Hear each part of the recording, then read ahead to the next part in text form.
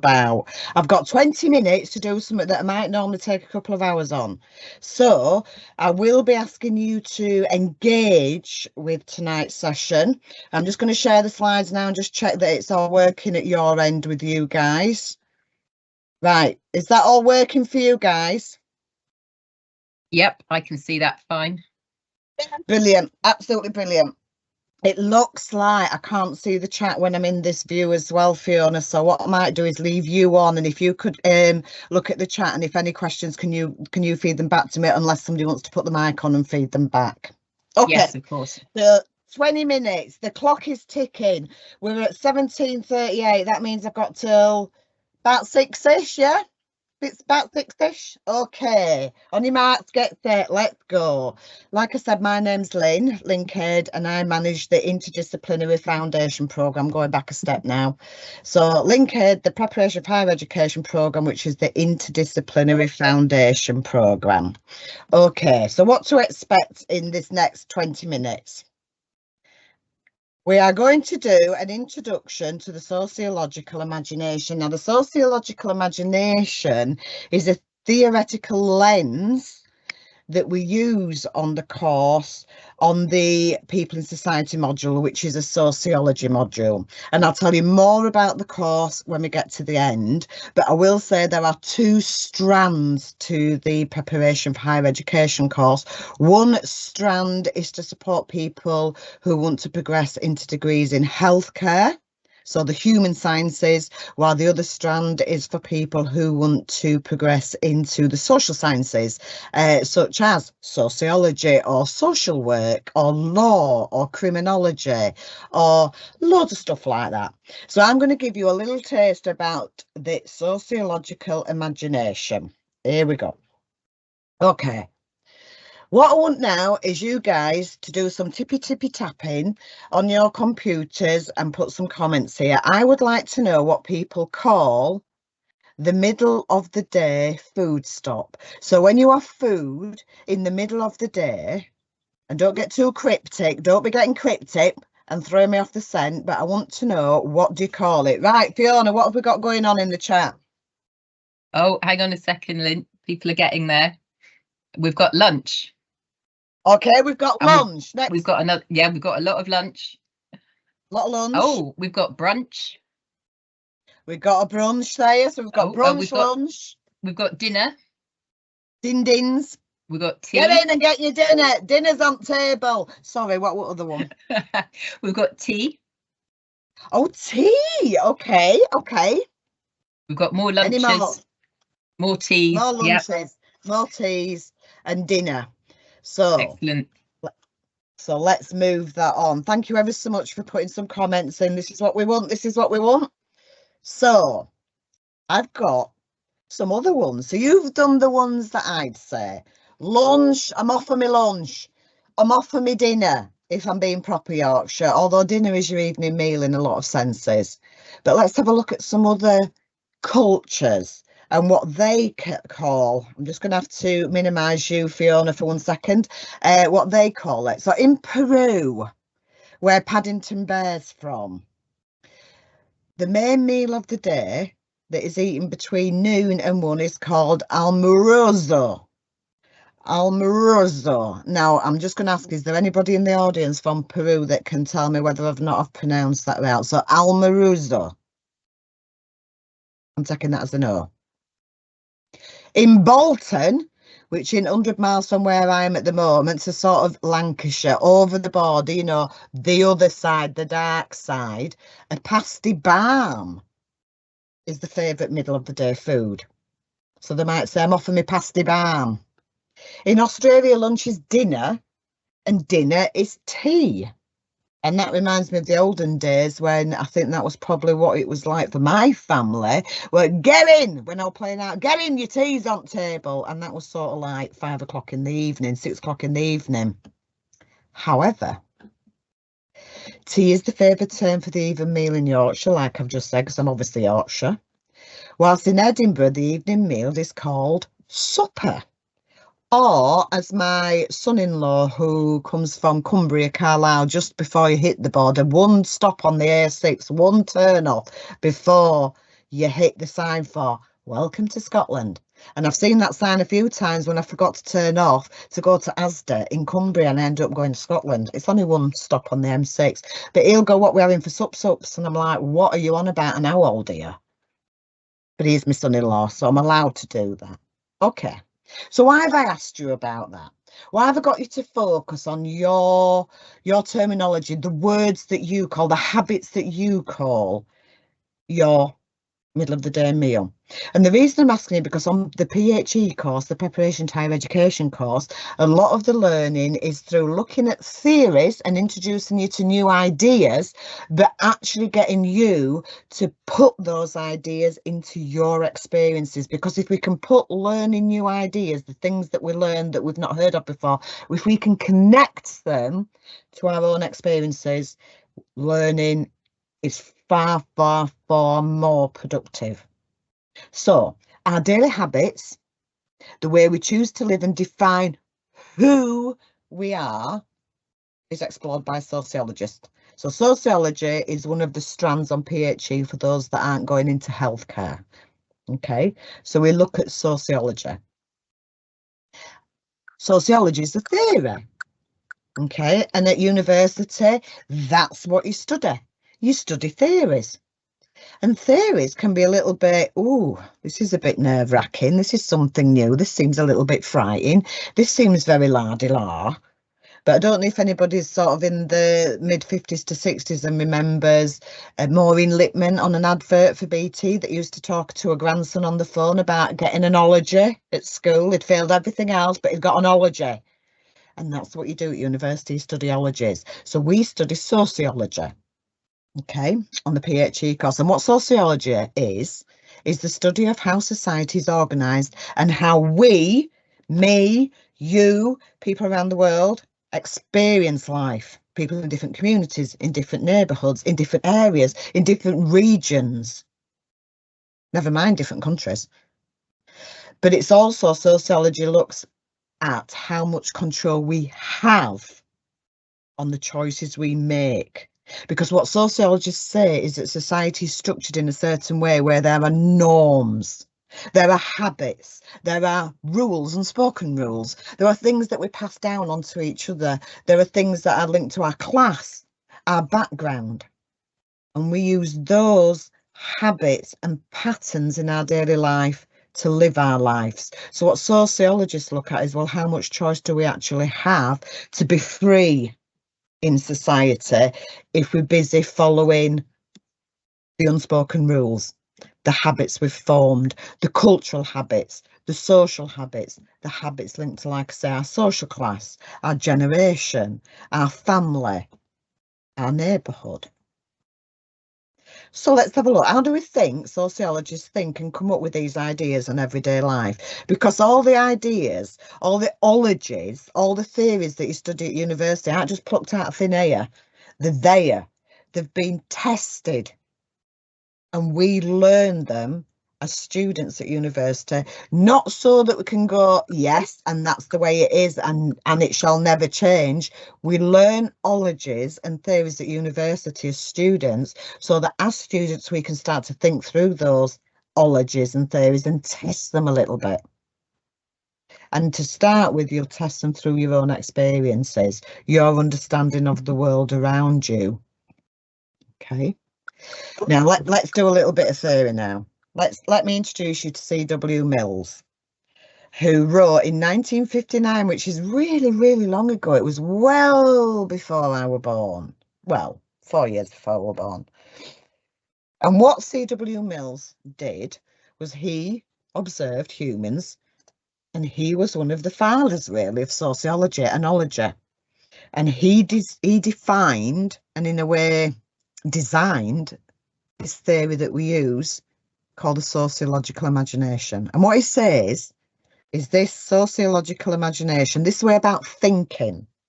Imagination, it's about thinking. It means putting your mind into a certain place as if you've got some different lenses on and you're seeing the world differently. You're thinking about the world differently than you would maybe day to day. So this sociological imagination is this new cap that you put on to think about the world around you. so that it allows us to explore the context, the situation of our lives, what impacts on our lives, and what impacts on our decision making and the choice we have about, or the choices we have about how to live. I mean, let's have another chat moment.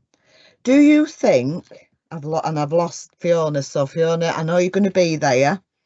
Can you read the answers to this next question for me? Is that okay, Fiona? I certainly can, yes. And it's a yes and no. That's all it is, a yes and no. Do you feel that you are completely rootless, as in roots, no roots, nothing tying you down, and you can do whatever you want with your life? Alt. And it's a yes, no. So go for the chat. Let's have yeses and nos. Got a no.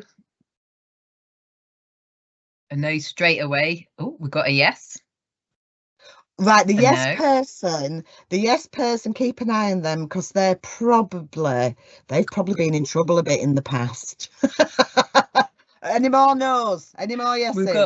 We've got a no, and then we've got a yes, and then a no in brackets. Oh, now then, if that person feels comfortable enough to put the mic on and say why they've put that answer, I would welcome it. You don't have to, but it'd be wonderful if you could. Have they run away? No, I think go, is it Suzanne? Suzanne, go for it, Suzanne.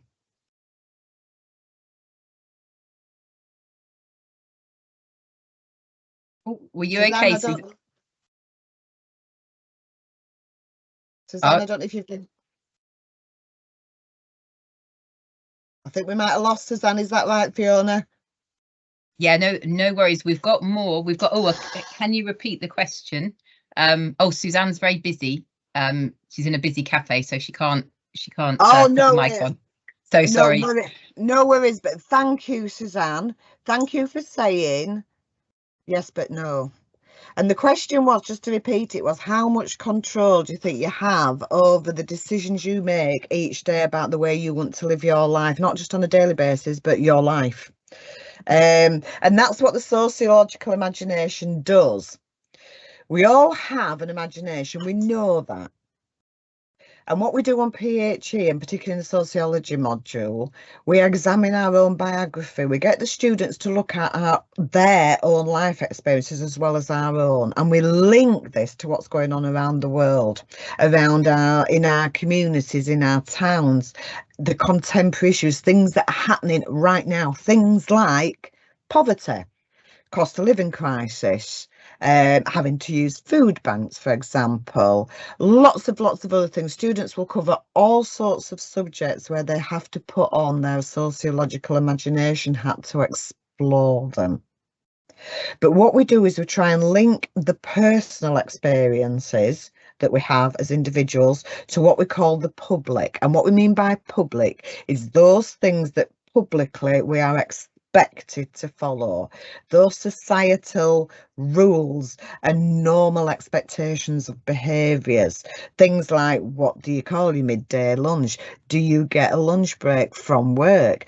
Catching a bus? All these other things that impacts on our daily lives, we look at them but through our own personal experience, and then we put on these sociological imagination glasses to kind of have a look at what are the influences in society that determine what we think are our individual choices.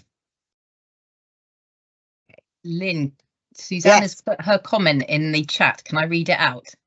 Yes, please. Because it's great, and it's just what you were saying, really. So she says, I just meant we have a certain amount of free will, but we are influenced by upbringing and limited by society's rules.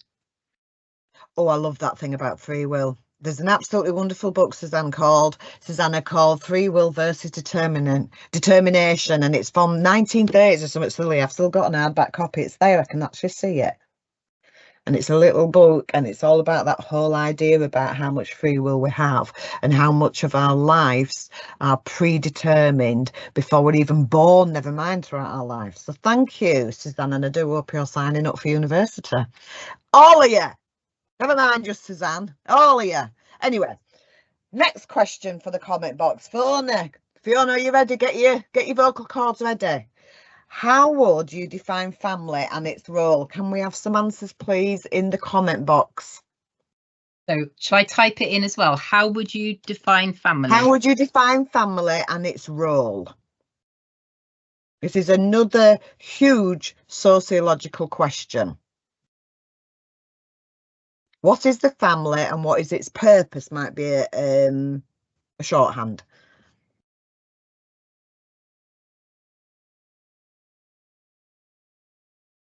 Have we got any comments yet? Yes, we have. We've got from Daphne, we've got a unit. Ooh, okay. A unit, yes. How's that unit made up?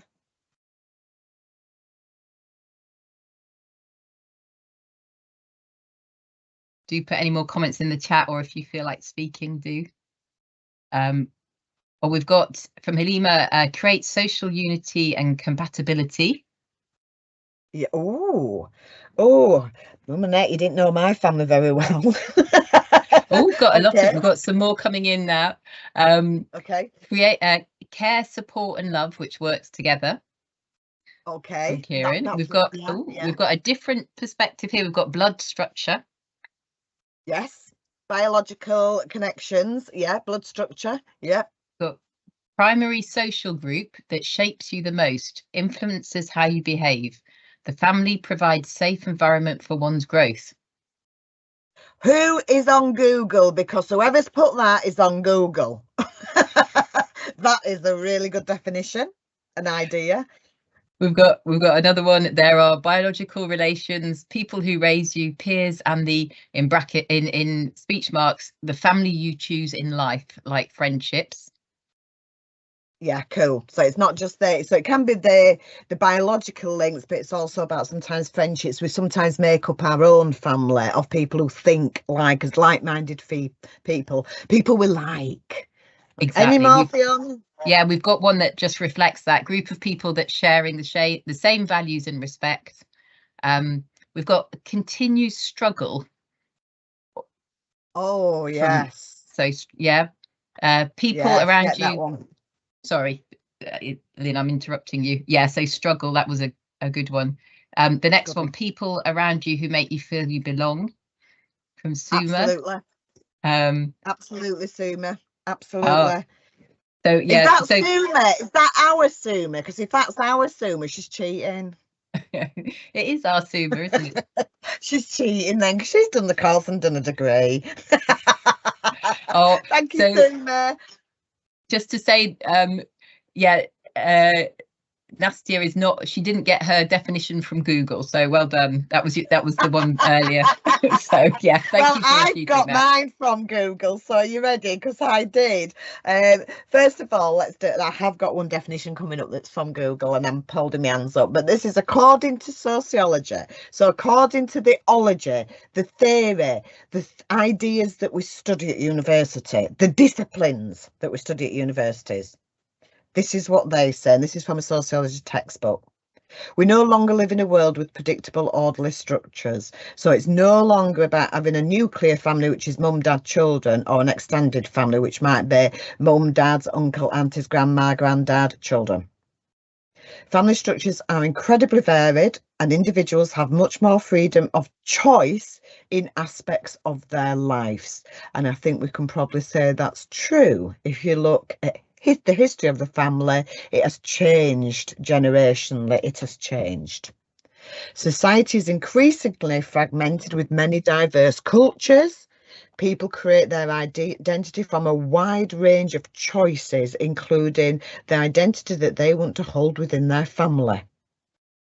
New technologies such as the internet, email, and electronic communication have transformed patterns of work and leisure. So that makes the family, that actually impacts on the family. Now the family members communicate outside of the family and the time that they spend within that unit, as one of you quite rightly said, and that the pace of change makes life less predictable. So nothing is static. The family does not stand still. according to sociological thought. It changes, it moves, and that's because there are different influences on society that create those changes. And obviously things become more acceptable that might not have been, say, 20, 30, 40, 50 years ago. Life changes. Okay, so nothing is set in concrete according to sociology, including the idea of what the family is, how it's structured and what its role is in modern society. Right, according to Google, the function of families. Physical maintenance and care of family members, which one of you quite rightly said when you talked about care, including love. Okay. Addition of new members through adoption or procreation. So families grow, they develop, new members join the families. The family is supposed to be the place where we socialise children, where children learn their social habits, the expectations that we have on each other and on them, what they will do with their lives, what opportunities might come in their life. There's also an idea that families are a nice way to have social control because they are smaller units. If you're trying to control a city, it's a lot easier to control that city if you've got small units within it, and the family is one of those units. Families produce, consume and distribute goods and services. If we didn't have families, we wouldn't be. If you look at advertisements, next time you're watching telly, ITV, whatever, and there's an advertisement for washing powder or food or a car or a holidays, just look at how they market the products to units, family units. Okay, not always mum, dad, 2 kids. It's not always that unit. It changes, but just be aware of that when you're watching television, because that's something else we do on PHE. These ologies, these theories don't just happen in the classroom. You take them home with you and people come back and they go, do you know, we're watching some other day and I saw it completely differently. I'm watching EastEnders and it was totally different to when I've ever watched it before, because now I'm actively watching it and I can see all these theories are in there, etc, etc, etc, etc. And finally, the function of the family, according to our Google, is affective nurturance, love. A place where you give and receive love. And we know that is fantastic, but not always the case, very sadly. Okay, so let's have a look. So, guys, I can hear somebody. I think somebody's got the mic on and I can hear some sort of noise. Hey, is it you, Fiona, having your supper? It's not me having my dinner. Okay. I will mute myself, and if everybody's all right, just to make sure they're muted, that would be marvellous. I've just got a little bit of back, but a little bit of whatever you call it when it comes back at you. I'm just looking. Oh, right, it's 1 minute past 6, so I'm going to speed up a bit. So the social sciences are an area of academic research. I can still hear somebody clanging about. Can you just all check you're muted? I think they've just muted themselves. So you study things when you study sociology. It's not just about families and relationships that you study. You might look at sociology of gender and sexuality, the sociology of food. You might look at social movements and protests, the history of it. We have a big thing now where protest is trying to be quelled. Is that the right thing to do? What role does protest and protesters have in society for moving change along, for challenging injustice? We look at class conflict and inequalities, working class, middle class, higher class, the different social classes, and why there is inequality in society, because there goddamn well is. Excuse my language. We look at the sociology of race, nationality and ethnicity, crime and deviance. When does something go from being a bit naughty, deviant behaviour or doing something outside of the norm, because you have free will, to becoming a criminal act? And then the other things that sociology looks at the whole lifespan from birth right through. And we also look at things like the sociology of the media, the role the media plays in society and the impact it has on us. Okay. If you've enjoyed that little bit of a taster, there will be some summer schools coming up in the summer months, obviously. And I think you should, if you've enjoyed that this last few minutes, I think you should really consider, and obviously the rest of the evening, you should really consider booking onto the summer school. University is about exploring our experiences and ideas. It's not just like where you're told the answers and you remember them. That's not what university is about. It's about exploring ideas. It's about exploring your ideas and your experiences. It's about delving deeper into those experiences, but through reference to theories to give you some structure to try and work through them in a calm academic manner. It's about examining, explaining and expanding knowledge about the world around us. That is what university is. It's about knowledge production. Somebody tells you it's about getting a job, don't believe them. It's about knowledge. And it's about making the links between the social and the political, which is what the sociological imagination is all about. We've got our lovely Einstein this, so let's have a look. Let me just see if let me tell you a little bit about PHE and then we'll go back to the is there any quick questions. So PHE, the preparation for higher education course, we prepare you part-time, that's all it is, part-time for 1 year. We prepare you to become a university student so that you can function on your first year at university. It's run 2 evenings a week, Wednesdays and Thursdays, and 1 Saturday every 3 weeks. The Wednesdays and Thursdays start at 6 and finish at 9 in the evening. The course is delivered through a blended delivery model, which means there is 1 evening online, the Saturdays, and the other evening is actually on campus. It leads to, the PHE leads to degrees in either the social sciences or healthcare. There are 3 modules of study on the PHE course that prepare you for university study. Information and data literacy is the first module. There's a lot of information at the world around us, and what you need to do is become skilled at finding information that is evidence valid and academically validated. So we train you how to do that and how to look at data and understand how data is produced, what its function is, and how we can pull it apart and analyse it. The other module is academic and personal development. That's all about learning how to read academically, find academic sources of information, write academically, and it's also about developing what's called reflective, analytical and critical thinking, which is actually about personal development. It's about planning your future, thinking about the degree you want to move on to and where you're going to go after that and how we can support you in terms of getting your knowledge built up in preparation. You then either do human biology or people in society. Human biology for me midwives. Okay, I've got some, can you just check your mics? Muted, somebody's mic's on because I'm getting some feedback. Thank you. So you've either got human biology, those that are going to adult nursing, child nursing, mental health nursing, midwifery, those sort of degrees, or people in society, which is sociology, the ology, which is all about if you want to go to social work, criminology, law, sociology, look at social policy and politics. It's all about how society functions. I have put the link there that we can share, and that's the link, the actual link to the degree catalogue, our foundation degree catalogue.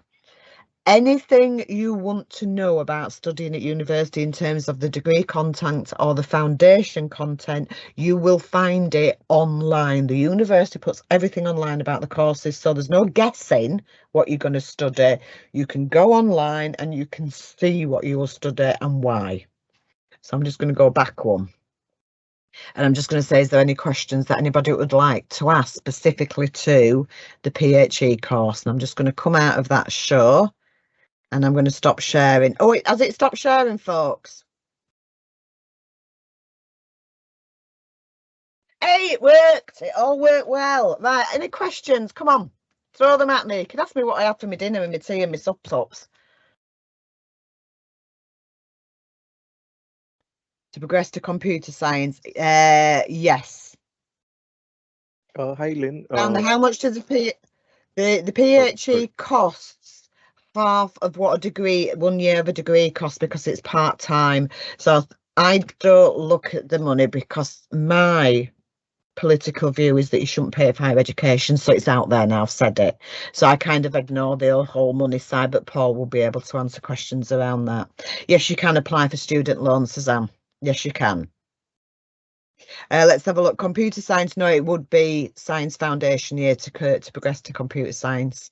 I think somebody's got the hands up. Do you want to put your mic on, whoever's got the hand up?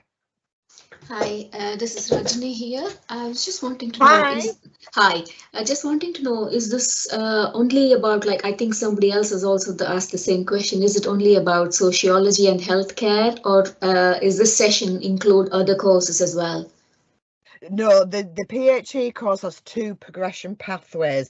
The intention of the preparation for higher education course is to prepare you to be a student. It's not to do your actual degree knowledge. We give you a bit of a warm-up. So the biology is for those going into healthcare, because it gives you a bit of a warm-up of knowledge, as the social sciences give you a bit of warm-up knowledge if you're going into something other than healthcare. But what we do is we talk to you first of all and find out which degree you're interested in, so that we can decide, we can see whether or not we do actually progress there. So do you have a degree in mind?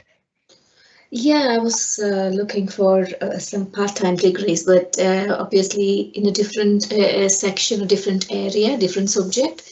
What subject? What subject were you looking at? Well, to be honest, I have already got a master's degree, but I just wanted to do something from here because mine is way back.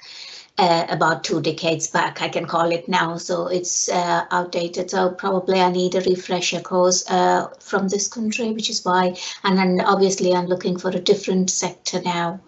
So okay.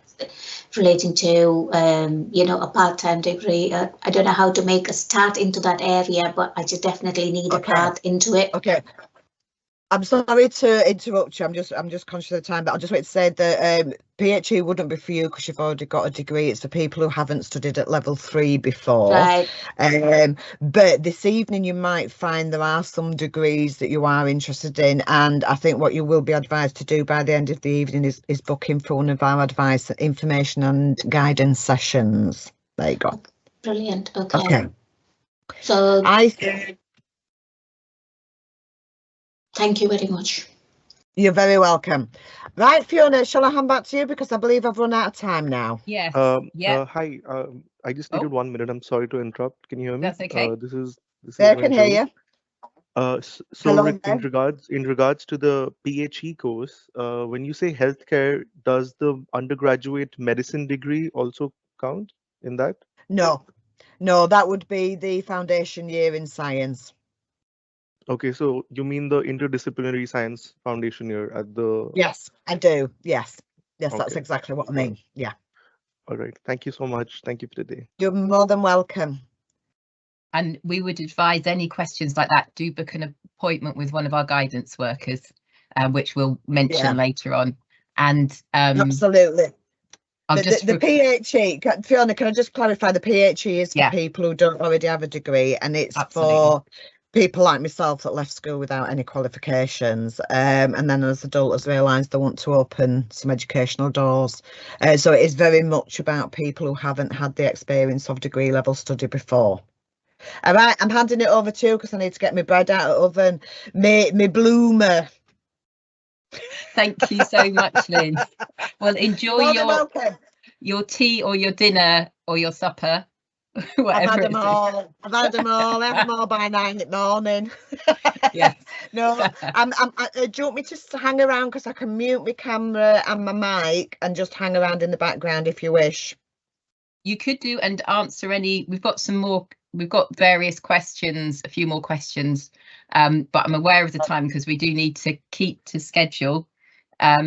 Just to say, as Greg has put in the chat, we will be looking at other degrees. So we've got Catherine here who will be doing a taster for our professional studies degree, and Claire who will be doing a taster for our part-time business management and leadership.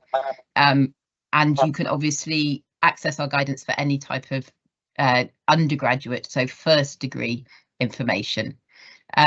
So I am going to hand over now to, well, we're going to hear from our students now. So this is the section where it's always really lovely to hear from other adults about their pathway into higher education and what they've done and how they found it. So please do listen carefully and do put any questions in the chat, or we might have a chance for a bit of question and answer, and then we'll have a very short break, I think at 6:20, so Catherine can get started at 6:25.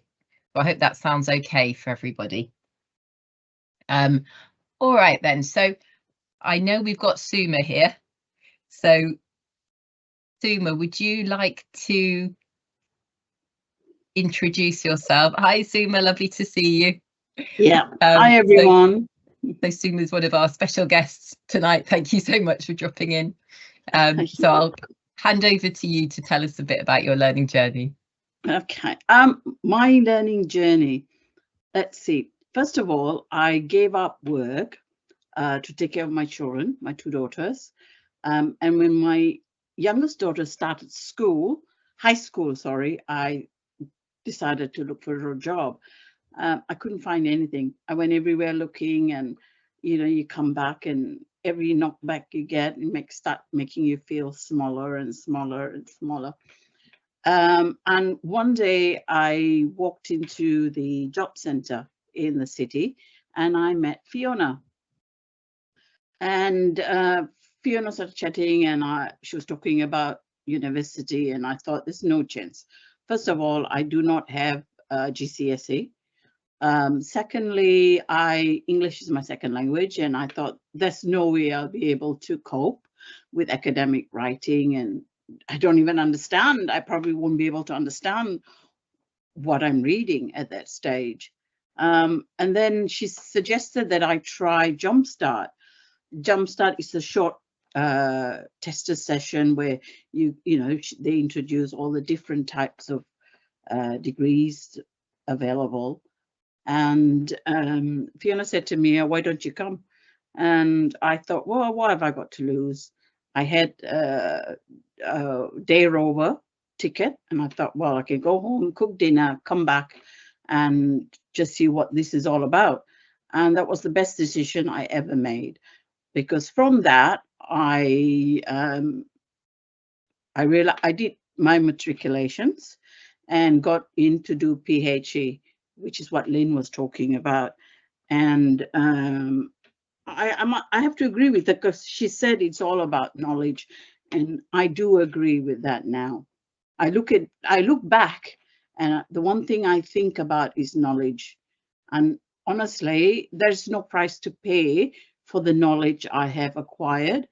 And with the knowledge I've acquired, I've also changed my perception, the way I think, the way I brought up my girls. And like my youngest daughter, I used to argue with her all the time because I just wanted to win. But then doing the course, I kind of thought, well, hang on a minute, I need to think about this. And the one thing I learned was to listen. And I started listening to her, which really helped. And doing the PhD, I kind of had my own toolbox, basically. It's a tool.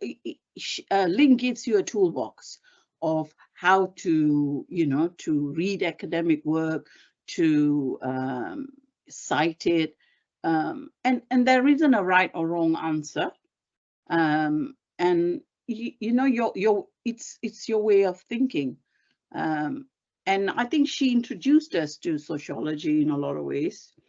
From that, I moved on to professional studies, which is what Catherine's going to talk to you about. And when I actually put my name down to do professional studies and got accepted, I had no idea what interdisciplinary meant. I will not lie. Sorry, Catherine. I had no idea what it meant. And all I could think of is, what is this? What am I doing? And as we went along, Catherine introduced us to so many interesting, I found it, I wish I could do it all again. I will not, I hope, I don't know how to express, I can't find the word to express how I feel now. Anyway, but Catherine introduces to diversity. She introduces to looking at yourself, looking at your identity, looking at, looking at the world in a different way. And the other one was she taught us exploring contemporary issues. Now that subject, that module opened my eyes big time, more so to the world around us. I mean, to be honest, if you look at it, you just look at your world, what's around you. You don't, I mean, you might read the news and know what's going on overseas, but, do we really know what's going on? It's what we see. Anyway, based on that, I got through, I did my undergraduate professional studies. I took a business pathway, which I really thoroughly enjoyed. And after my undergraduate, I did my master's. I did my master's in social and political thought because I wanted to explore the outside world a bit more. I did global justice, etc., etc. So basically, both the PhD and professional studies basically has given me a bigger toolbox, which is something that I will always carry on, and I'll keep adding to it. Yeah, I hope that helps. I mean, it's not easy. I will not lie. It's hard work. It's very hard work. You're dealing with so many different types of, well, you deal with so many different types of people as well as, and also I think it strengthens you. It builds your resilience. And the one thing, the other thing is, I'm not that little person anymore, that shrink little thing that felt I didn't belong or I wasn't important. Now I know I am, and I want to carry on. So if you have any questions, I'm here. Oh, thank you so much, Suma. Yeah. We'll give you a big round of applause for that. Thank you. Thank for sharing your journey. Thank you to everyone, though. And has anybody just in the last minute or so, has anybody got a question for Suma? We've got, yeah, absolutely, comments, very inspiring. And I love the way you just took that chance when we met at the job centre that time, Suma. Oh, I can't believe that was so long ago. That was the best thing that ever happened, Fiona. I can't believe it. I will always remember that moment because yeah, it was a, I don't know if I can use this word serendipity. No, I can't, can I? No, but it was, I don't know how to explain that feeling, but you gave me an opportunity and I've got my master's degree. Yeah. Yay. I would like to carry on, though. I'm still looking into it. Yeah, I miss studying. I honestly miss studying. So therefore, I agree with Lynne because university is all about knowledge, learning, and I can't. Absolutely. Thanks, Catherine. And I love the way that you talked about how it's been so helpful to you in your family life and more broadly as well, all the kind of transferable skills and developing your confidence and everything else. So yeah, amazing, Suma. So any last questions for Suma? Okay, shall we? But thank you again for joining, Suma. It's always You're lovely welcome. to see you. Thank you. Thank you for having me. I think Marissa's got her hands up, Fiona. Oh, thank you. Marissa, have you got a question? Oh, we can't. Oh, you're on mute. Do you want to unmute yourself if you unclick the microphone at the top? Is it the question you put in the chat? I did my GCSE English, but would like to know more about what I need to start a degree. Yes, yeah. I think definitely book an appointment with our guidance service. And we'll talk about that at the end, and we'll also be sending you a link so you can do that. And same for anybody who's got questions. But really doing your GCSE English is excellent. It's probably the main qualification that would be helpful for you for then continuing to university. So does that answer your question there?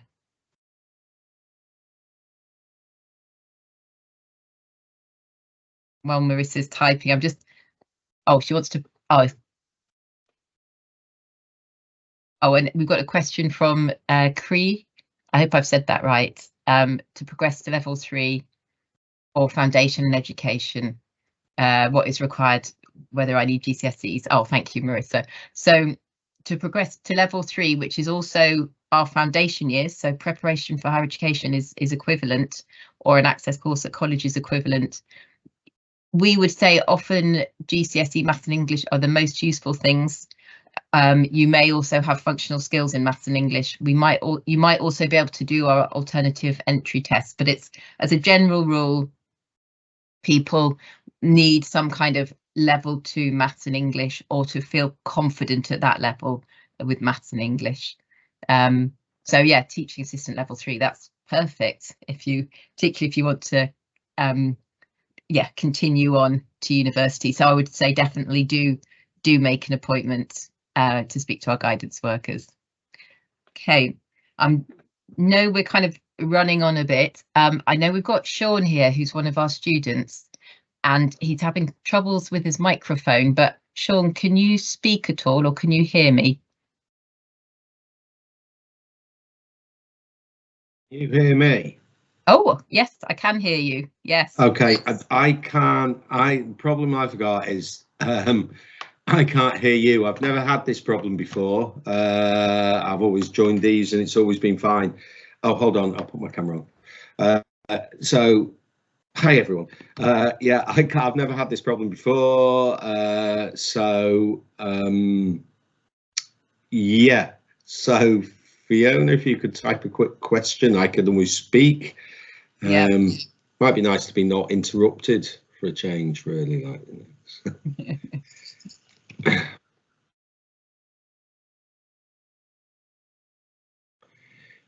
Hi, yeah, I can.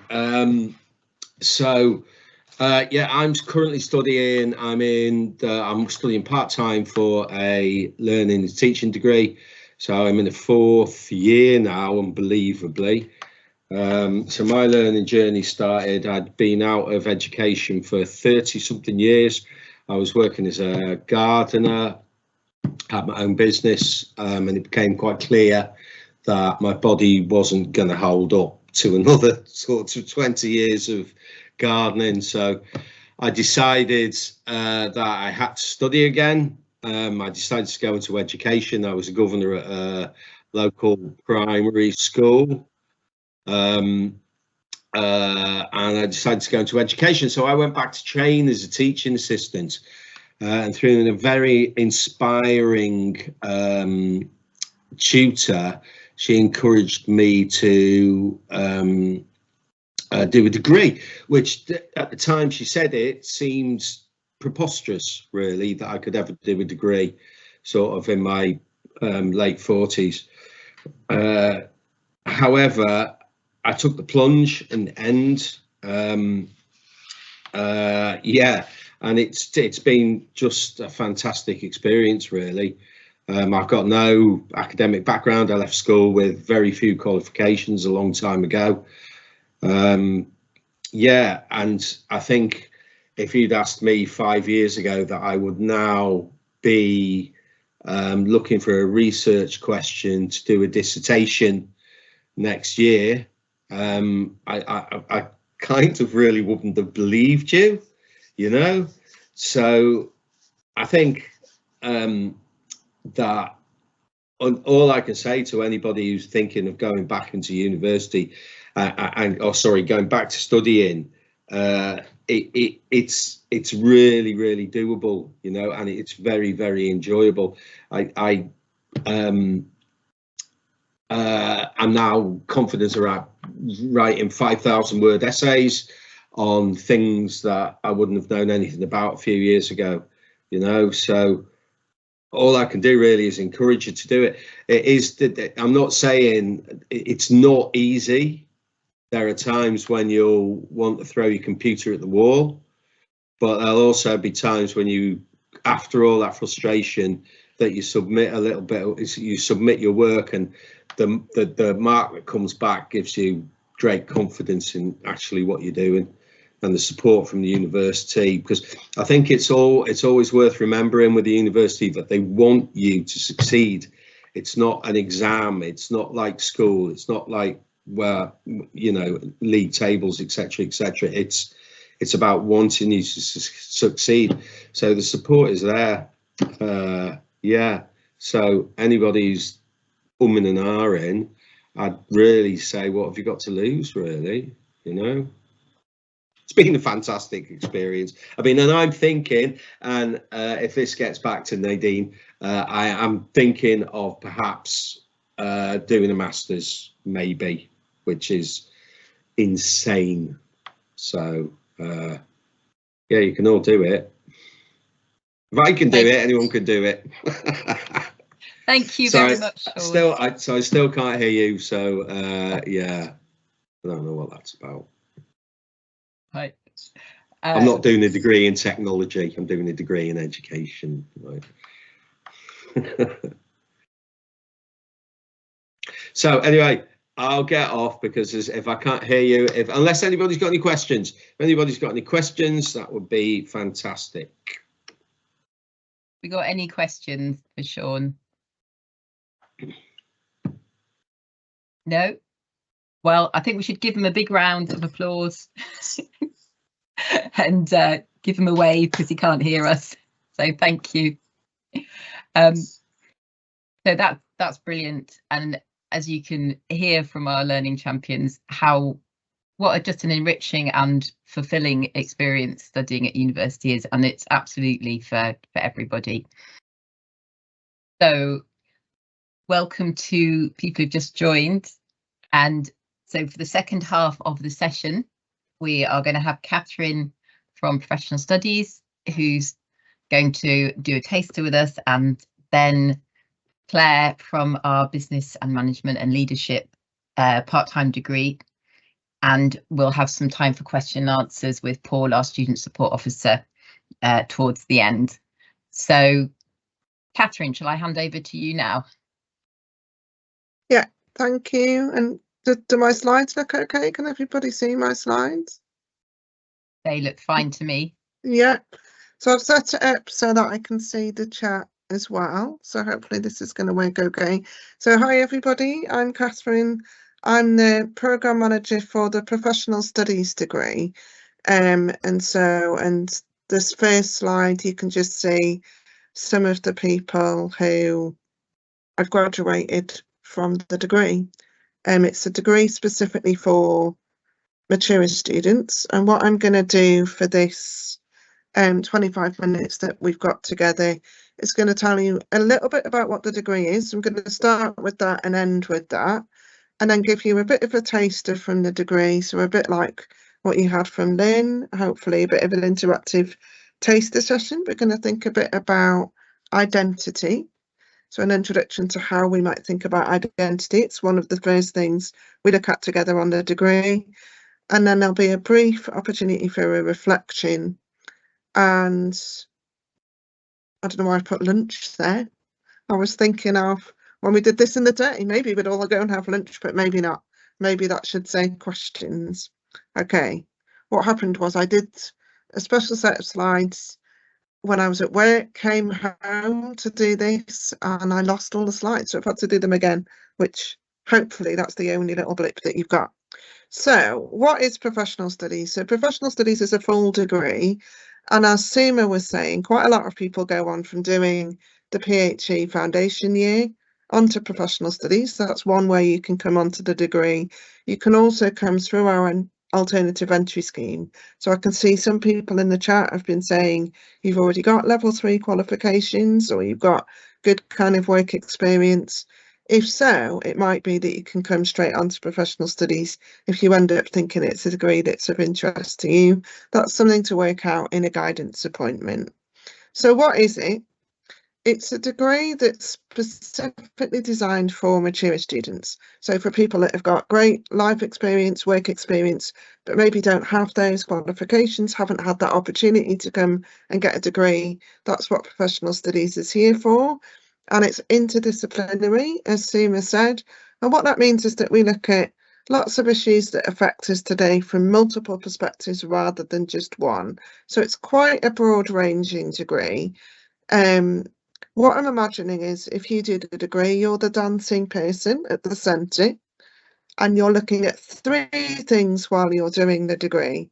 The first is the interdisciplinary strand, and that's what I've taken this little taster that we're doing today from. And that's where you're thinking about who are you? You're exploring the world that you're living in, considering different contemporary perspectives, different ways of looking at the world. We are looking from a sociological perspective, but we're also bringing in history, culture, philosophy, media, all different ways that you need to use to kind of really understand the world we're living in now. And we look at issues like equality and diversity, globalization, health and society, what's happening with technology and new media. So loads of different issues that we all have to think about in our lives and in different professional roles. Then we've got the second strand that we call the professional and project strand. And I'm calling that Who Can I Be? Because that's often involving modules to do with career development, learning about the world of work, thinking about skills that you might have or want to develop to go into different kinds of workplaces. So like in a module like employability in a changing world at the beginning of the degree. And then that leads into kind of reflecting and building on kind of more graduate level skills at the end of the degree, like leadership for a changing world, where you really think about what do you want to do in the world to make change? What do you want to do in your career? What vision do you have? And how are you building those leadership skills? And I promise you, you'll be coming into the degree with some of those skills, and then you'll be building them over the degree, as well as learning about them from each other. The other thing that happens in that strand is that every year we do a research module. You choose areas of your own interest to research and build into the final dissertation. And then the third bit of the degree is you choosing your own modules. And that's why I've said with you at the centre, because I can't explain exactly what your experience will be, because you'll be choosing those modules.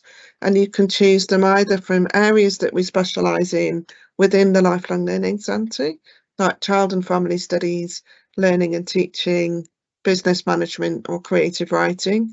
Or it can be from the wide range of choice from the university, like languages, modules about the environment and sustainability, law, sociology and criminology. So there's lots of choice, and we would help you with choosing the best modules for you.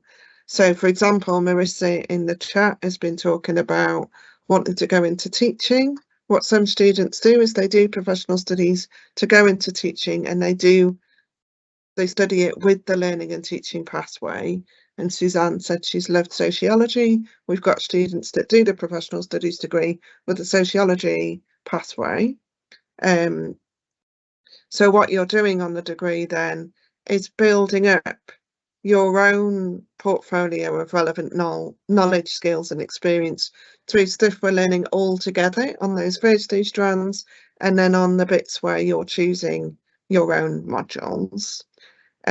So at the end, hopefully we'll have a bit of time for questions. What we're going to move on to now is a little bit of a taster. So we're going to think just a little bit about identity, and I'm going to work through these questions, and then if you like, you can put your hand up or share ideas in the chat. What I want you to start thinking about is who you are. And when someone asks you that, like, who are you? It's a bit of a funny question to ask, but let's imagine it. What kinds of things would you say to that? So what I'd like you to share in the chat is the main things that you feel as though do define you. Like that you might say, if someone says, who are you? What might you say? What kind of things might you say? But also, why is that a difficult question to answer? Why might you find that difficult? So just have a bit of a think about that. And when you've had some thoughts, if you could share that in the chat, that would be great. Or put your hand up and tell me what you're thinking about that.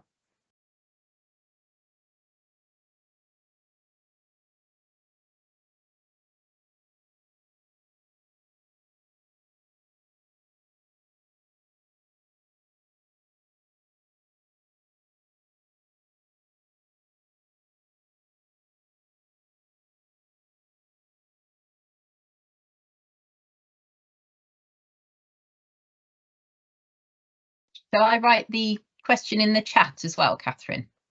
Yeah. It was how do we define ourselves? Was that right? Yes. So I'll write it. So who are you? How do you define yourself? So I'll just put that in the chat. But I'm also going to put, why is this a difficult question? And it's difficult online, isn't it? Because I was wanting to give you time to think, but then what happens is there's a big silence. So it might be because you're not sure what to say. So feel free to put in the chat, I don't know, as well, or just to share any thoughts. No, it's getting later now, isn't it? So you might say, who I am is a hungry person. Yeah, fine. So you might just say, this is my name. This is who I am. It's not difficult to answer. Yeah, Halima, really interesting point. It's hard because your work and profession of study that I currently do doesn't define you. So that's a really interesting. So you might define it by saying, sometimes people ask, you know, what do you do for a living? But you're right, that doesn't necessarily say who you are. And it suggests to me that maybe you're wanting to go into something that would define you a bit better. Interesting. Any other thoughts? Another way to think of it could be the set of questions we've got on the right hand side. So you could start thinking about those. So where do you belong? Where do you feel at home? Does that give you a sense of who you are? And Reese, yeah, I think it's fair enough to say, I'm not sure, this is something I'm still exploring. Yeah, so there's some real honesty in this group this evening. And Halima is saying, I think my culture and beliefs and my name define me best. Yeah, so now it's really interesting, Halima, and you're really helping us to get to think, where does our identity lie? So there's our cultures and beliefs, there's our work and what we're studying, there's our names. All of those are to do with our identity, aren't they? Anybody else agreeing with Halima that it's to do with culture or your belief systems, or feel like Reese that actually this is a really difficult question because it's something you're still discovering? And Nasta, okay, really nice to get some stories here. So we've heard from Charl again. So I've recently changed jobs and moved cities, and it's really made me think about what I class as me and what defines me.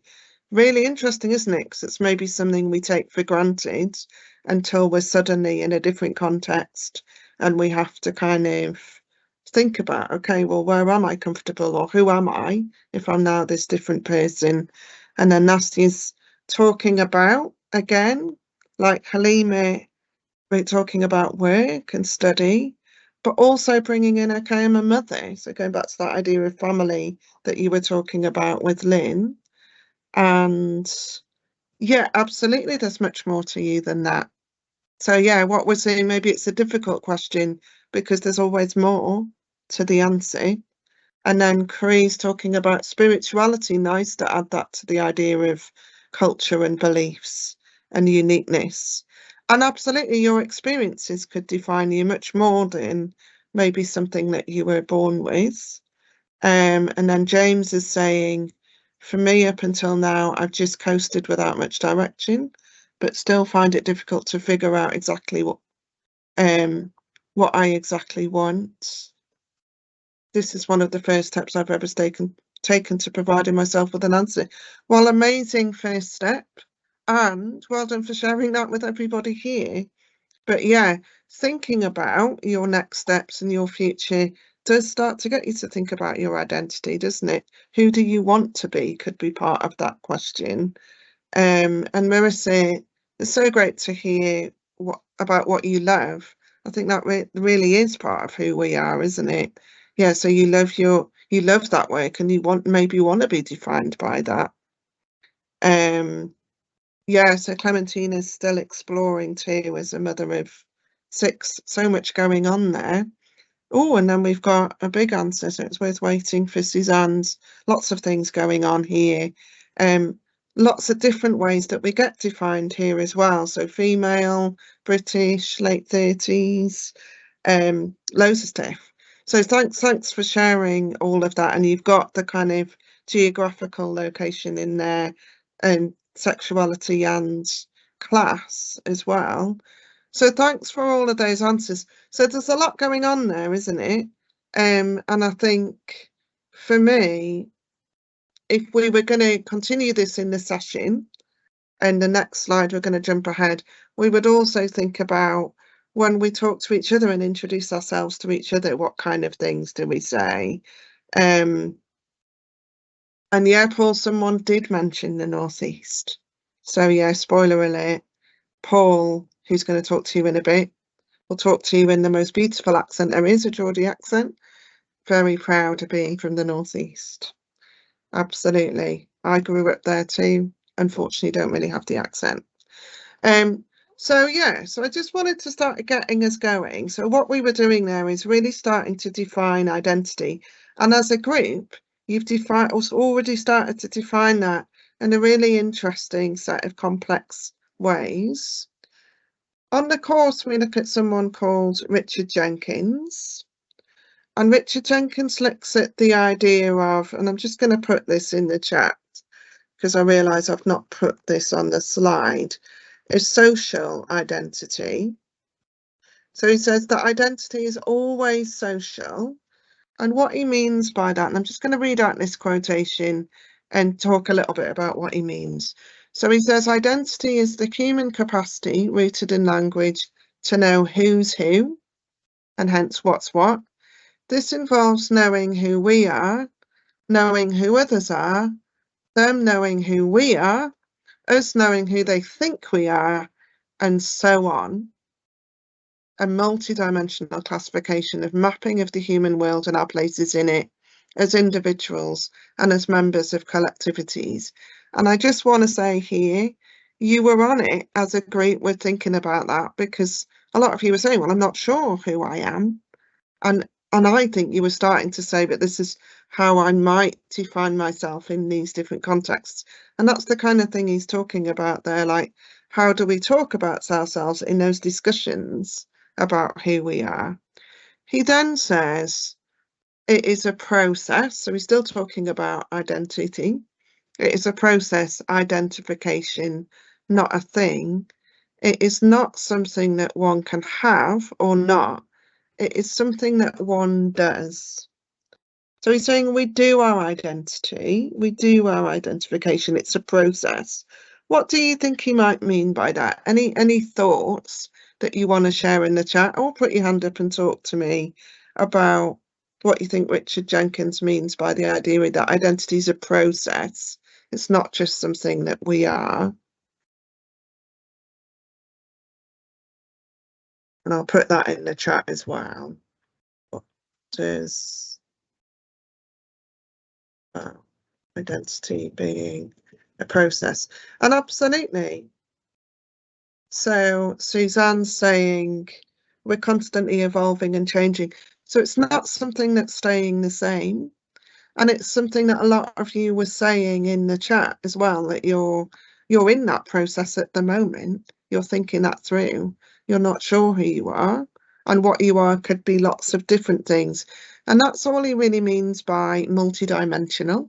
So it's a big word to say what we are is all of those different things that you as a group were talking about. And greatness is saying here, so it's ever evolving, changing with new experiences and different environments. Absolutely. And it's a process of exploring our personality absolutely, Kieran. And I think part of that exploration that Richard Jenkins would say, part of us knowing who we are is how we think about who others are and how we think about how they see us. So that is all part of the process in the way that we're learning together now, but in the way that we're learning about each other now as well. So really good ideas there.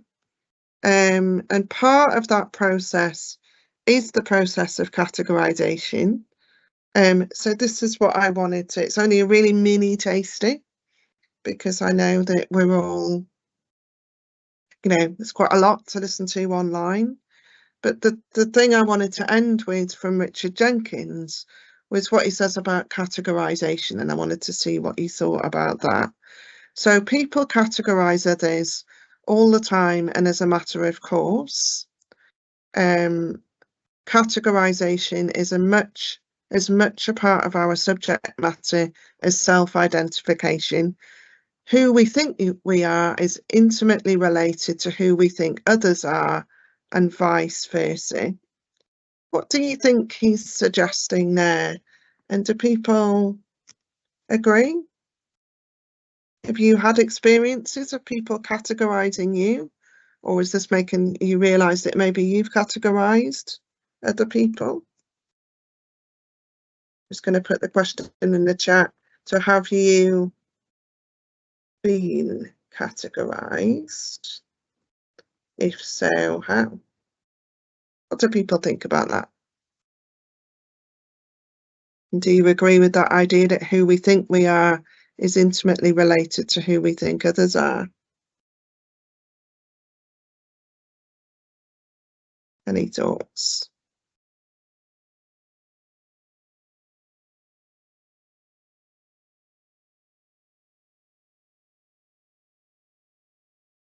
Yeah, really interesting, Suzanne. And we talk about intersectionality on Exploring Diversity, the module where we talk about identity.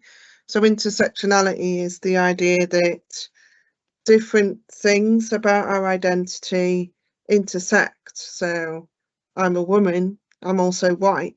Those two things intersect to give me a specific experience. Clementine is saying, I think so. Maybe that you've been categorised, or categorising is something we do. And Halima's saying, so people will categorise you if you come from a certain culture or beliefs. Yeah, and I think that that's true. So and James is saying, within my profession, I'm categorised as someone without degree, which makes progression difficult. And absolutely, and that might be why some of you are here, because you're categorised in a way that's not allowing you to progress. Yeah, absolutely. Ethnicity is a big way that we can get categorised, and yeah, economic status, absolutely. And don't worry about the typos. I'm impressed by how fast people are getting those ideas there into the chat. So this is something to keep reflecting on. I'm gonna share these slides. So it's something to, if we had more time, and what we do on the degree is we start to think about what might be a problem with this kind of process that we all do as part of a human process of categorising, and how might we be able to move on from it? Yeah, absolutely, Halima, and it might affect your life and it might threaten it. Yeah. So really good discussion. I just want to kind of briefly reflect on what academic skills we've done there, and then we'll finish off talking about professional studies. So what you've been doing there in the chat and by listening to each other are the kind of skills you would develop on the degree, that communication, analysis. You were thinking about each other's ideas, connecting to what Richard Jenkins was saying. You were thinking from different perspectives. We had ideas about culture and religion and philosophy there, identity as a process, ideas from sociology, ideas from business about your work identity, and you were potentially starting to take on board new ideas. And we've still got ideas coming up into the chat about those consequences. So I'm going to wrap up in case anyone's got any questions, because I don't want us to get any further behind the time. But I just wanted to kind of finish with saying that professional studies, people that do the professional studies degree, I wanted to give you a tiny sense of what they go on to do. So it's quite a broad degree. So we've got graduates who have gone on to work for the Home Office, for a variety of different third sector community support organisations and charities working in jobs supporting people like young people with mental health issues, people with addictions, lots of different kind of support roles. We've got someone that works in staff support for the Care Quality Commission. We've got people that have done the degree and then gone on to train to become primary school or further education teachers, people that have gone on to social work, people that are business managers, prison educators, some housing officers for the council, and other people that are working in, someone that's working in public health in the council. We've got people that now work at the University of Leeds in admin and in student support roles. And then we've got a lot of people that have gone on to different postgraduate study, such as master's degrees in international business, social research, international human rights, English literature. You heard from Seema, who went on to the a sociology masters, social and political thought, I think. And we've got some people that are doing PhDs as well. So we've got a little bit of time for questions now with me. Any questions at all about the professional studies degree? Or about anything that we've just talked about?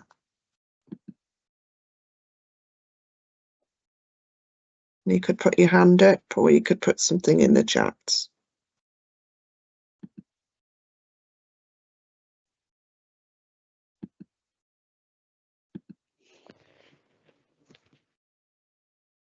No, it looks as though everybody's quite happy. Sorry, that was a bit of a whistle stop to it. And thank you so much for sharing your thoughts about identity.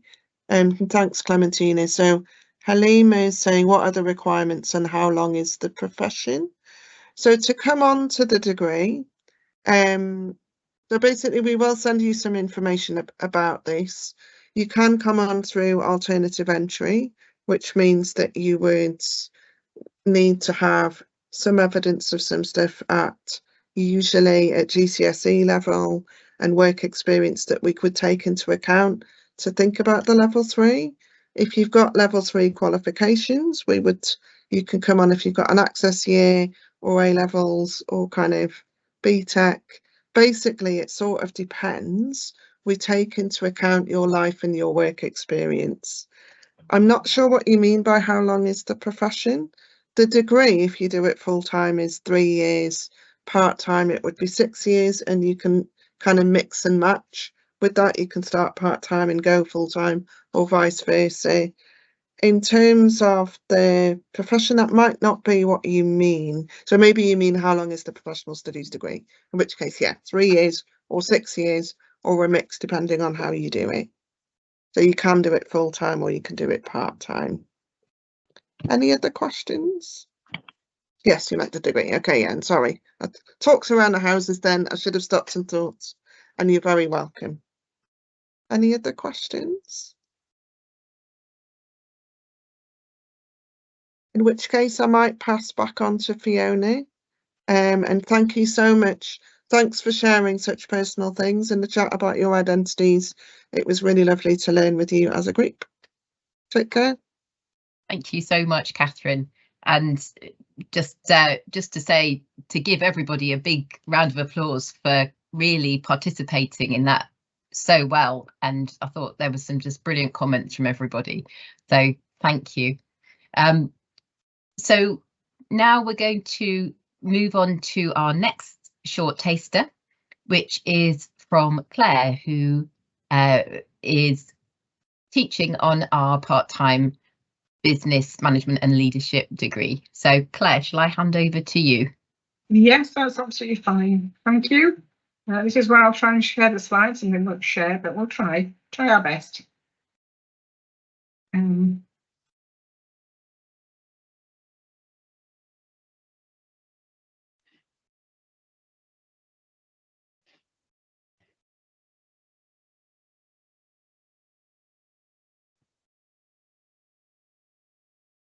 There we are. Can everyone see those? Yes? Yeah, I can. Right. Right, well, good evening. Thank you for staying the course, I suppose. My name's Claire Struthers, and I'm the Deputy Programme Manager for the Business Management and Leadership degree. And I just want to talk to you a bit about the part-time degree, and as I say, give you a bit of information about it, give you a very short taster because it is getting late and I realise that you've been here a long time. So as I say, but what I really want to do is talk about the actual degree itself, and give you some information about that, because we have changed it slightly from being a 5-year degree. It has now gone to a 4-year degree. So as I say, it's fast tracked even more, I suppose. But as I say, it is something which 4 years part-time is pretty hard going, but it's well worth it at the end of the day, if you keep focused on the actual end game, I suppose. So anyway, what I want to do then is say, first of all, is just give you a very short taster. What you'll find with the business management degree is it is a mixture of different business management modules. There is some overlap. What we do try and do is ensure that it is linked to, the theory is linked to real life practice, and that's sort of the essence of the degree.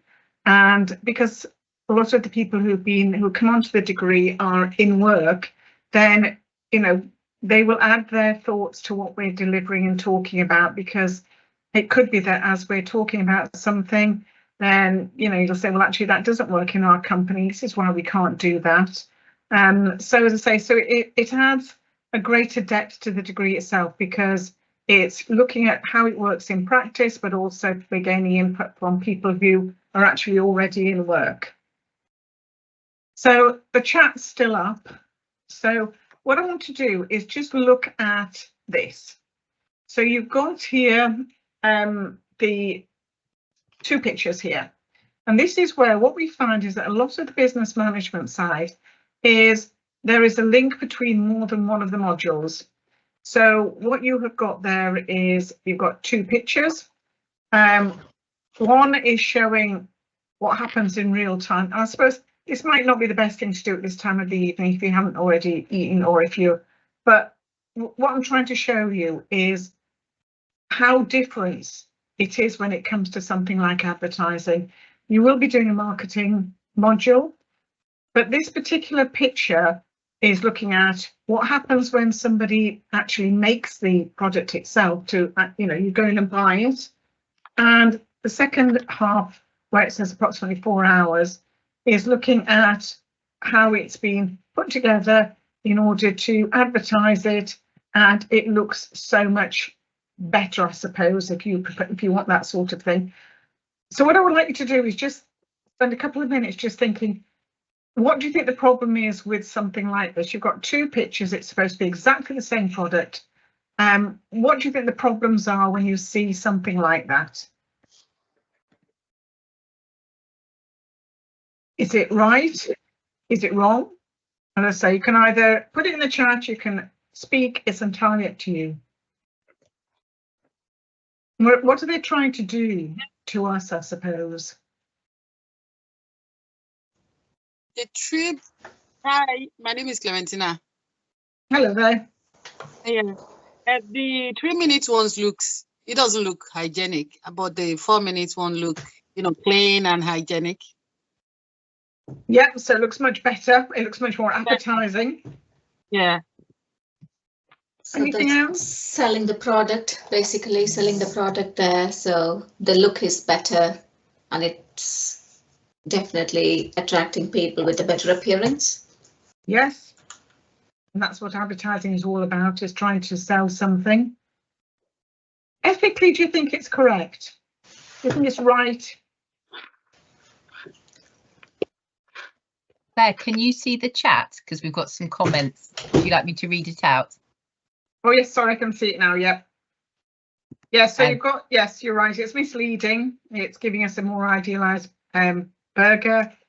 Kieran, yes, it's marketing. Absolutely, Patience, it's marketing strategy. And it is misleading. So based on that, do you think ethically it is right that they are allowed to change a product to make it look so much more appealing? It is linked to marketing, it's linked to marketing strategy, but also this is linked to ethics as well, and whether something is correct, whether we should be doing this. What are they trying to do to you? I mean, Halima, you put misleading. You said, no, it's not right.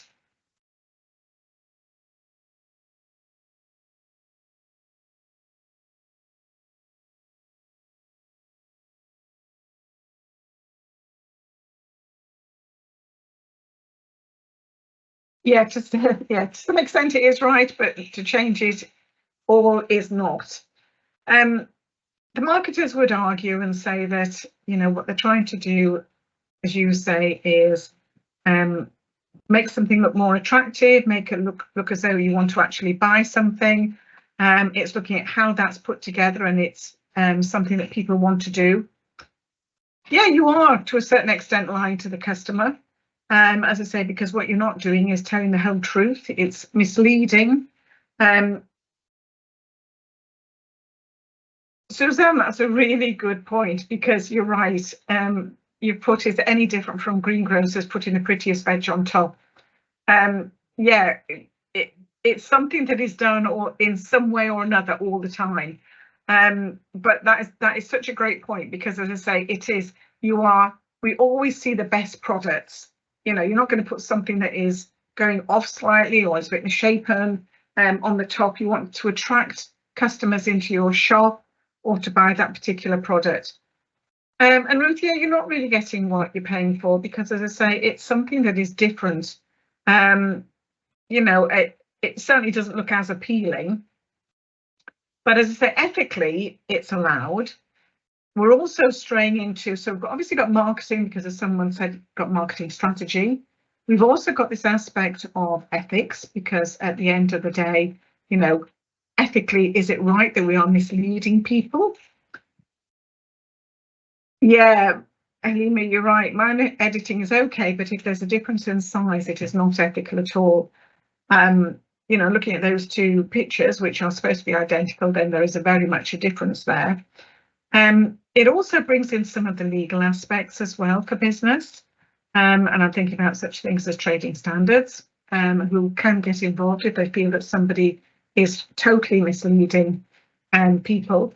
But obviously there is, you know, they would class that as minor editing, and it's something that happens all the time. So at the end of the day, it's looking at, you know, whether something is right or wrong for businesses to mislead us, to ensure that we are trying to adapt and do something in a slightly different way, and say sell their products, which is what it's all about. So marketing is very interesting. Marketing is something that's all around us. We don't even probably think about it. We just accept it as part of everyday life. And this is one area that you'll be looking at as far as the course is concerned. So looking at this aspect of the theory, then, it is very much looking at such things as, when you look at marketing strategy, when you're looking at how it goes and what it's supposed to be, you've got there the advantages and disadvantages. And the marketing strategy is obviously there to avoid punishment, increase revenue, which, yes, we know it does, improve brand and business awareness and recognition. But the disadvantages of something like the marketing strategy is it needs and requires management support. And they've got to think about the company costs. Advertising is incredibly expensive, and they've got to ensure that they're going to increase their costs. They're going to get the money back for the actual advertising itself. And that last point, I think, is particularly pertinent, because it talks about the danger of building up false expectations. So going back to the picture of the burger, then the one on the right hand side looked far more appetizing. If you went in and actually bought it, you'd get the one on the left hand side, which isn't as appealing as you would expect.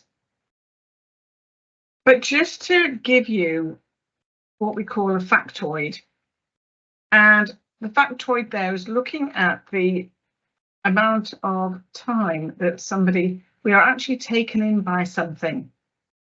So it says there, how often do you believe that advertising claims are correct?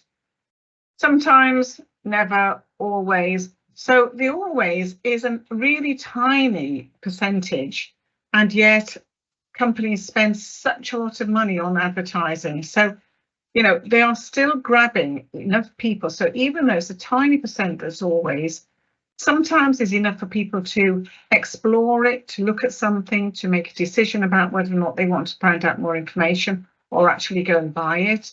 So as I say, it's very much looking at how something is developed and whether or not becomes relevant or not. So that particular, and I say it's only a really small snapshot, is looking at both marketing, ethics, and the legal aspects. So there's a thread that's running through a lot of our business management modules, and you will see if you come onto the course, there is this thread, and we have developed it in such a way that you are not just doing standalone modules, but when you do one module, then you will see how it links to another one. So what I want to do is just give you a brief overview of the actual degree itself. So as I say, it has been changed. It's now delivered over 4 years. Attendance is mainly on campus 1 evening per week. It runs from September 2024, it'll be a Monday 6 till 9. There will be other sessions offered online or a Saturday. You will know in advance when those sessions are going to be, so it's not going to be a surprise 1 week to be told that you're coming in on a Saturday. You will know in advance. As we've said, mainly on campus. We tend to have online sessions when it's school's half term, etc. And recognising the fact that people have got children and can't necessarily attend during times when they need childcare. So as I say, we will have sessions that are available online. It is basically delivered exactly the same way as you would a full-time degree. So you get all the benefits that you would as a full-time student. You're here for each semester is running for 11 weeks per semester, so that's 2 semesters. And as I say, we're giving additional sessions to back that up. It's designed to develop leadership and management knowledge and skills. As I say, everybody who teaches on the course has worked in some way or another in leadership or management and worked in businesses. So we've got a lot of knowledge between us. And as I say, it's looking at how we can develop those skills itself. You've got 100 credits of shared modules with 2 other part-time degrees. So that means that such things as the research module and also the dissertation module will be shared with other part-time degrees as well.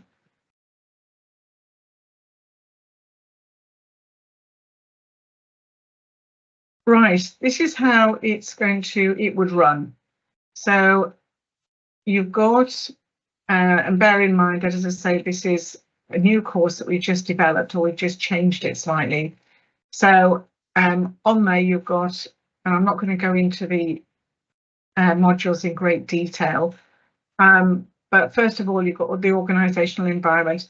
As part of that module, you will get a lot of help linked to this aspect of the academic and professional and digital skills in context.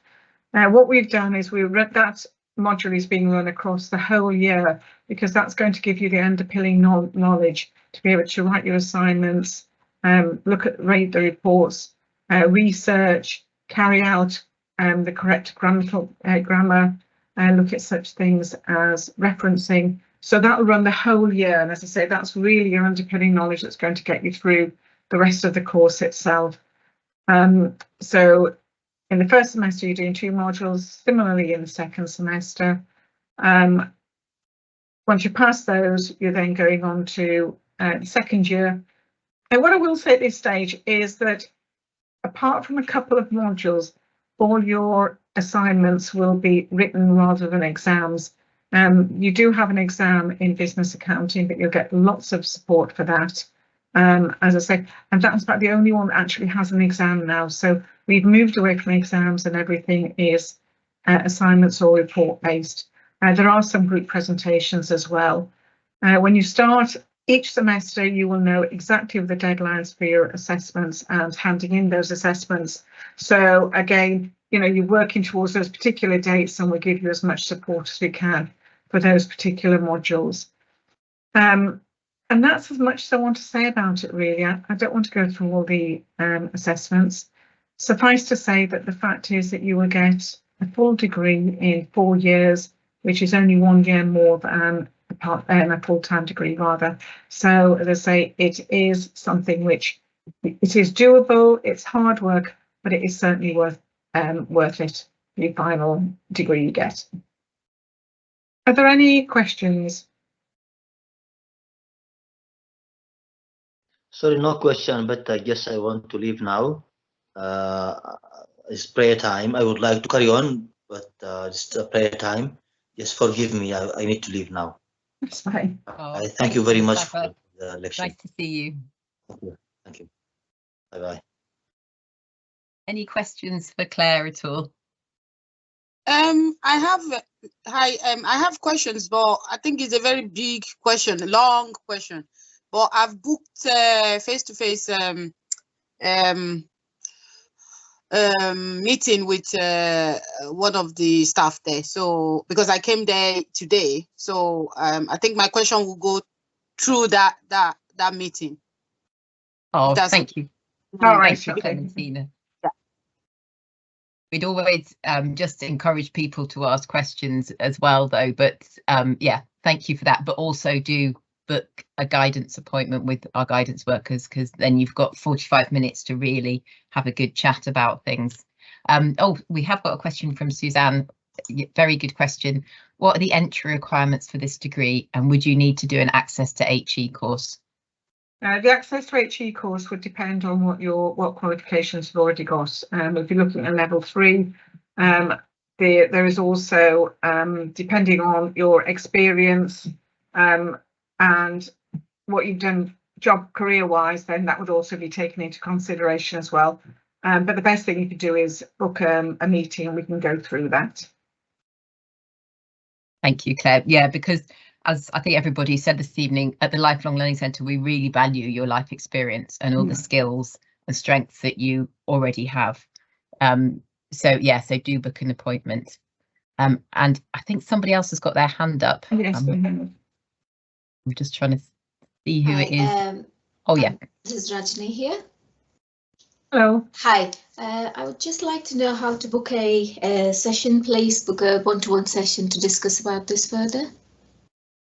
Yeah, we will send you a link we'll send you an email, or in fact Greg will, as a follow-up to this session with all the information from the sessions, and also a link for booking a guidance appointment as well. Right, okay, thank you very much. Right. Thank you. Any other questions? No? Oh, well, thank you so much, Claire, for your time and giving us an overview of the part-time business leadership and management course. We've just got time for the last slot in our session this evening, which is from Paul, who's our, now I'll probably get this wrong, is it student support officer? Yeah, it's still student support officer. Hi everyone. You haven't seen me on screen, but I've been listening in the background. I'm not going to take too much time as well, because I can feel my stomach rumbling after seeing those pictures of burgers. I'm a vegetarian as well, but they were still making me look hungry. I would have eaten either of them. Why am I here? Well, I'm firstly here just to say hello. I'm a student support officer in the Lifelong Learning Centre. Not one of these clever folks. They're brilliant doing all that academic teaching and helping you with all these modules and helping you through your degree with all those academic learning. My job in the Lifelong Learning Centre is just to help our students as people. you know, kind of navigating the university. How do I find that building? How do I turn a computer on? Where do I get a student card from? I help students with student finance and money, and we know that coming to university a little bit later in life is different in a lot of ways for people. You know, the stakes are a little bit higher. It isn't like when you're 18, maybe living away from home for the first time, and maybe learning to budget for the first time, things like that, living independently. Actually, when you're a little bit older, you've got concerns around benefits or childcare and things like that. So I practically help students with student finance, and I'll talk about that briefly in a moment. I help students where they maybe have disabilities, medical conditions, mental health, dyslexia, just stuff. Just make sure that they have help and support in place. And then I help students maybe just where unexpected things happen. You know, life sometimes has a way of doing stuff, ill health, pandemics, just things get in the way and people need a little bit of help and support. So I'm there to help and support. So you see me around lots of these things, just saying hi, and is there anything I can help with?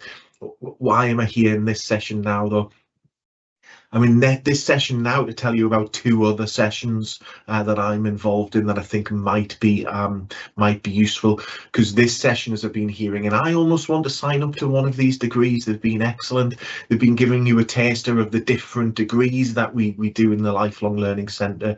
But we've got 2 other sessions that we run throughout the summer. It isn't just that we run one. There'll be different sessions, and in the email that Greg sends out over the coming days with information about this session and how to book in for a guidance appointment and maybe how to sign up for our newsletters, I expect that he might let you know about 1 or more of these 2 events. So the first one is our studying as a mature student session, and I deliver that one, and that does a few things. We start to unpick, very conversational, very relaxed. We do some on campus, we do some online, very conversational around what motivates someone to come to university a little bit later in life. We look at kind of that shared commonality. We talk through things like people wanting to change careers, maybe people wanting to develop in their careers, maybe how, you know, their children are a certain age now, or they want to be role models for their children.